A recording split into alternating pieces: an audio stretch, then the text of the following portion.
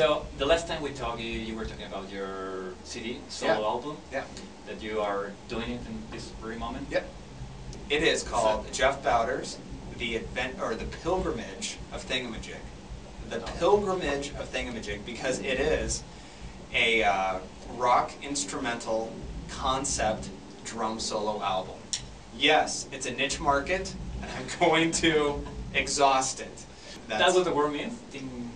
Oh, no, I was looking for it and I never found it. Oh, thingamajig is more of a slang, and it's kind of a it's a derivative of the word thing.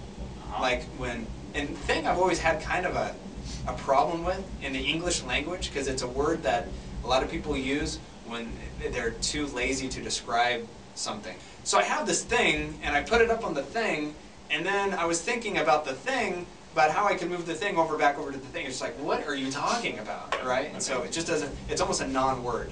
Thingamajig is just an extension of that. It's like, oh, here's this thingamajig. It doesn't mean anything. And what I like about it is that it can mean anything. And thingamajig is the character of the story of the concept album. And so basically anybody can relate to it, is the idea. And so it's the pilgrimage of thingamajig. I thought it was like some kind of Jeff Bowders alter ego or something. Well, it kind of is. It is. It's actually it's partly biographical. Oh. You know, the story. When that CD is going to be ready for the book? It should be released in April of 2010. So in a couple months. Besides this album, what's coming next for you? Do you have any plans for the near future? After that, I'm planning on actually doing a clinic tour in support of it this summer.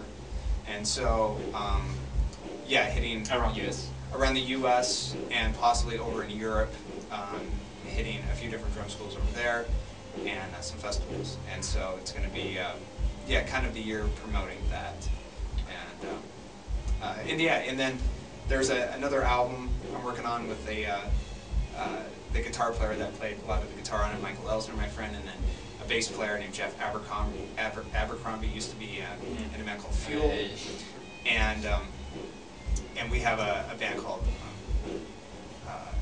Motor Tribe that we're just putting together an album right now. We already recorded 3 songs. It's pretty cool. It's kind of heavy modern rock kind of stuff, and so finishing that up. A couple shred albums. You know, I always get called for that from different guitar players, so we'll be doing that this year. And yeah, so, you know, another fun year of lots of notes. Awesome. Which one has been your most embarrassing moment in your professional drumming career? Well, embarrassing could also mean what's the biggest lesson I've learned. And kind of one of my first, I guess, big touring gigs was with, I lived in Nashville, and there was a singer named Rebecca St. James that I was with for about 2.5 years. And she was fantastic. It was a really good experience. Throughout her shows, though, she would talk a lot to the crowd, and like sometimes the breaks would be like 10-15 minutes, sometimes 20 minutes, you know, before the next song. And so usually I'd be like, okay, if there's a 20-minute break coming up, I'm just going to go back to the bus and eat some cereal. And so I would do this quite frequently. And so one time I went back to the bus, I'm eating cereal, and I'm like, maybe I should start going back, you know, and seeing where she's at, seeing if she's ready. And as I walk into the backstage, I hear the beginning of the song that I should be on stage counting off right now. And I was like, oh no. And they're basically starting the song without me. And so I kind of run up there as fast as I can, jump in like 3/4 of the way through the intro.